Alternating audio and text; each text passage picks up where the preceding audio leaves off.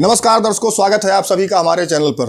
दर्शकों, आप सभी स्वस्थ और सुरक्षित रहें, ऐसी उम्मीद करता हूं और ऊपर वाले से कामना भी करता हूं। हमारे प्रदेश में, विशेषकर अगर उत्तर प्रदेश की बात करें तो प्रदेश के सभी लगभग शहरों में बैटरी रिक्शा भरे हुए हैं। हज़ारों की संख्या में बैटरी रिक्शा हैं जो कि चल रहे हैं। न कोई उनके लिए नियम है, न कोई उनकी गाइडलाइन है। और देखिए, जो चालक हैं वो बुज़ुर्ग भी चला रहे हैं, महिलाएं भी चला रही हैं और छोटे बच्चे भी चला रहे हैं। इवन नाबालिग बच्चे भी बैटरी रिक्शा दौड़ा रहे हैं शहरों में। अब इससे होता क्या है कि बैटरी रिक्शा की संख्या जो एकदम से बढ़ी है, उससे शहरों की जो यातायात व्यवस्था है वो ध्वस्त हो गई है बिल्कुल। और दूसरी समस्या ये है कि मान लीजिए कि कोई नाबालिग बैटरी रिक्शा चला रहा है, उससे कोई हादसा हो जाए तो जिम्मेदार कौन होगा। और ये चीज़ पुलिस प्रशासन को भी देखनी चाहिए, चाहे वो ट्रैफिक विभाग हो, चाहे वो पुलिस विभाग हो। सबको इन सब चीज़ों को देखना चाहिए कि भाई जो बैटरी रिक्शा चला रहे हैं, भाई वो बालिग हैं या नाबालिग हैं, उनके पास लाइसेंस है भी या नहीं। तो ये सारी चीज़ें देखनी चाहिए। अब अगर इनको ऐसे ही छोड़ दिया जाएगा तो आए दिन देखिए दुर्घटनाएं होती रहती हैं। और जहाँ तहाँ देखिए, चौराहों पर देखिए तो ये खड़े होके झुंड के झुंड खड़े रहते हैं। आप उनसे कुछ बोल दीजिए तो लड़ाई झगड़ा पे उतारू हो जाते हैं। आप उनको कुछ बोल भी नहीं सकते हैं। राह चलते किसी व्यक्ति को ठोकर मार दी, अगर आपने कुछ बोल दिया तो भी समस्या खड़ी हो जाती है। अब इन्हीं सब चीज़ों को लेकर ऑनरेबल इलाहाबाद हाई कोर्ट में एक PIL दाखिल हुई है कि ये जो बैटरी रिक्शा धड़ल्ले से बढ़ते चले जा रहे हैं उत्तर प्रदेश के शहरों में, तो इनके क्या गाइडलाइंस है, कैसे ये एकदम से बढ़ते चले जा रहे हैं। तो आगे हम इस वीडियो में चर्चा करेंगे और बताएंगे कि ये PIL किसने दाखिल की है और क्यों दाखिल की है। तो वीडियो को अंत तक ज़रूर देखिएगा। और दर्शकों, अगर आप नए हैं चैनल पर तो कोशिश कीजिए कि हमारा चैनल सब्सक्राइब जरूर कीजिए। तो मेरठ के मनोज कुमार चौधरी हैं जिन्होंने ये याचिका ऑनरेबल इलाहाबाद हाई कोर्ट के समक्ष दाखिल करी है।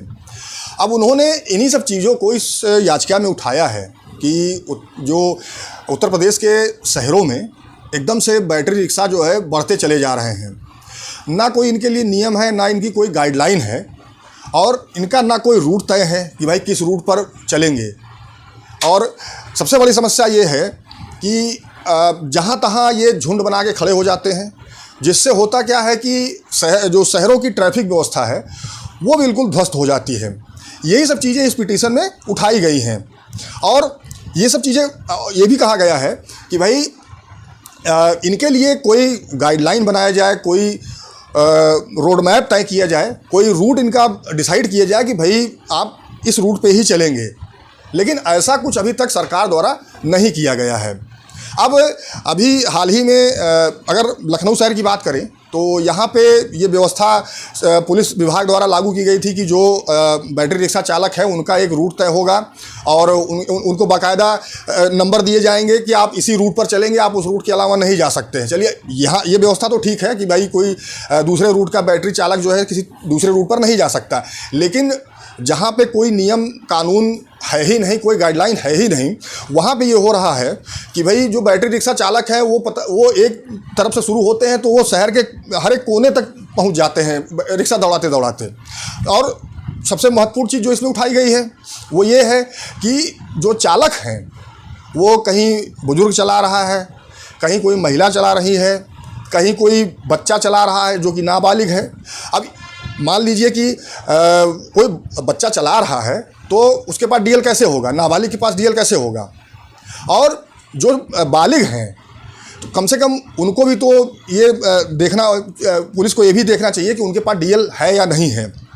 तो यही सारी समस्याएं इस पिटीशन में उठाई गई हैं और ऑनरेबल इलाहाबाद हाई कोर्ट ने राज्य सरकार से इस पे 3 हफ्ते के अंदर जवाब भी मांगा है कि भाई जो एकदम से धड़ल्ले से बैटरी रिक्शा शहरों में, उत्तर प्रदेश के शहरों में बढ़ते चले जा रहे हैं, तो भाई आपने क्या गाइडलाइन बनाई हुई है, क्या नियम कानून के लिए बनाए हुए हैं, क्यों एकदम से ये बढ़ते चले जा रहे हैं, इन पर रोक क्यों नहीं लग रही है। भाई कोई तो नियम कानून कोई तो गाइडलाइन होनी चाहिए इनके लिए कि भाई शहर में बैटरी रिक्शा निकालने का ये नियम होगा, चलाने का ये नियम होगा कि भाई कोई नाबालिग जो है बैटरी रिक्शा चला नहीं सकता है।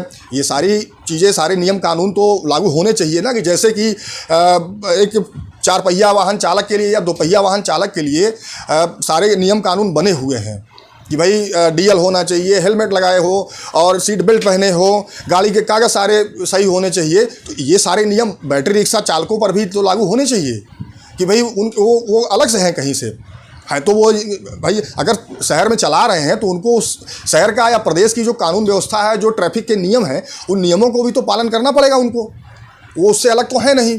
तो यही सब चीज़ें उठाई गई हैं और इस पिटीशन में ये भी कहा गया है कि जितने भी बैटरी रिक्शा चालक हैं जो शहरों में चल रहे हैं, सबके लिए एक प्रॉपर गाइडलाइन बनाई जाए, सबका एक रूट तय हो कि भाई आप अगर चला रहे हैं तो आप इसी रूट पर चलाएंगे, आप किसी दूसरे रूट पर नहीं जाएंगे।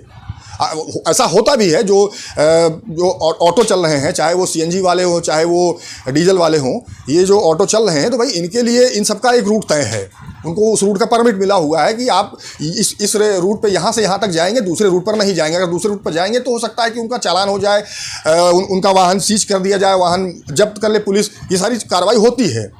तो इनके लिए भी ये सारे गाइडलाइंस होने चाहिए।